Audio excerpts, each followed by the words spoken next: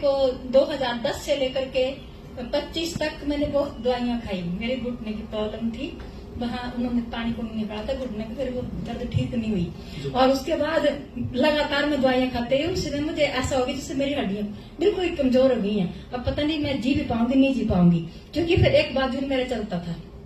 तो जब बाजू नहीं जाता था तो मैं रोकती थी कपड़े पहनने को भी। अब बच्चे सब ड्यूटी पर जाने वाले, मैंने किसको बोलना कि तुम मेरा ये काम करो। तो इस तरह से मेरे को ये संतोष हमारी दुकान में होती है, संतोष और मनोज पाठक और मोहन जी, ये आए हमारे घर में जी। तो इन्होंने मुझे प्रोडक्ट दिए, वो खाए मैंने, और अब मैं बाजू भी करती हूँ, पीछे भी करती हूँ, और हल्की सी 5% दर्द रह गई है। पहले आपके बाजू नहीं होती थी ना। अच्छा। मेरे एलर्जी थी, यहाँ खारिश होती थी, ऐसे स्वेलिंग हो जाती थी। इस प्रोडक्ट से वो एलर्जी भी चली गई। फिर मेरी आंखों में पानी निकलता था, वो प्रोडक्ट से पानी भी बंद हो गया। और मैंने रामपुर में दवाइयां भेजी थी, वो उस लेडीज का ऑपरेशन होने वाला था आंखों का। तो मैंने फोन पर बताया, अपनी बेटी की पड़ोसन है वो, तो उसको मैंने बोला तू उसको बोल दे कि तू चंडीगढ़ मत जा, मैं तेरे को दवाइयां भेज रही हूँ। और उसको भी काफी फर्क पड़ रहा है आंखों का।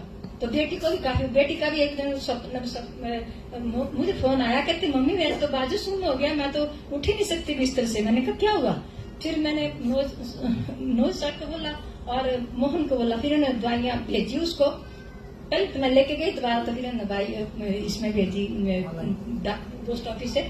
तो मैं जब उसको दवाइयां लेके गई तो उसकी तो हालत बहुत खराब थी। फिर मैं 4-5 दिन रही वहां पर, तो मैंने देखा और उसको काफी बोलती मम्मी एक दिन में फर्क पड़ गया। अच्छा। तो हाँ, उसके बाद अब वो बिल्कुल ठीक है। 3 कुत्ते पकड़े उनको घुमाने जाती है, रोटियां बनाती है, सारे काम करती है।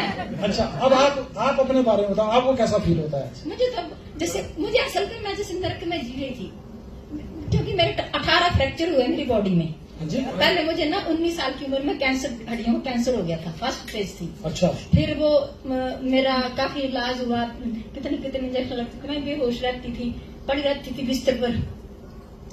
फिर उस कैंसर ठीक होने के बाद मेरे कुछ कमजोरियां इतनी आ गई, पता नहीं इंजेक्शनों से वो कैसी दवाइयां थी, साइड इफेक्ट हो गया। तो उसके बाद फिर मुझे ऐसा हो कि जैसे मैंने ऐसे भी पैर रखना तो मेरे फ्रैक्चर हो जाता था।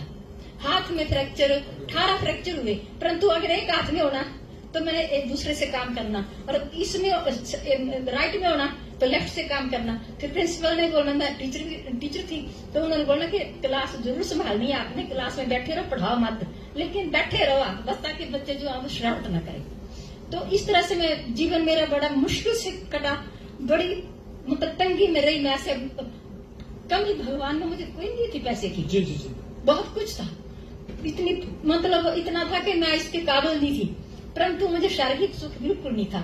और अब जब से मैंने के प्रोडक्ट लिए ना, तब से मुझे ऐसा लगता है मैं स्वर्ग में हूँ। अब मुझे ऐसा लगता है जबरदस्त। अच्छा। हाँ, इतना अच्छा फील होता है जब स्वस्थ इंसान स्वस्थ हो तो खुशी होती है। अगर जरा कभी बीमार हो तो सोचता है क्या करना अब जी के। जी जी, बिल्कुल बिल्कुल सही। हाँ, तो इस तरह से मुझे तो बहुत फर्क पड़ा। अच्छा मैम, एक बात जानना चाहूंगा मैं आपसे, थोड़ा नजदीक पकड़े, मेरी बात का जवाब जरूर दें। आप ऑलरेडी एजुकेशन से रिटायर्ड हैं। हाँ जी। तो आप हमारे साथ ऑलरेडी आप अपने लाइफ में अच्छा जीवन जिए हैं। हाँ तो जी। फिर इस आयुर्वेद को क्यों प्रमोट कर रहे हैं?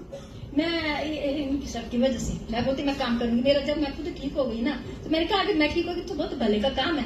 ये तो एक गॉड गिफ्ट है कि हम किसी दुखी के घर में जाएंगे, उसको हम सांत्वना देंगे कि भाई आप तुम्हारी तबीयत कैसी है, तुम कैसे हो, तो वो उसको कितनी खुशी होती है कि मेरे को दिख रहे हैं। अच्छा, कितनी उम्र है आपकी?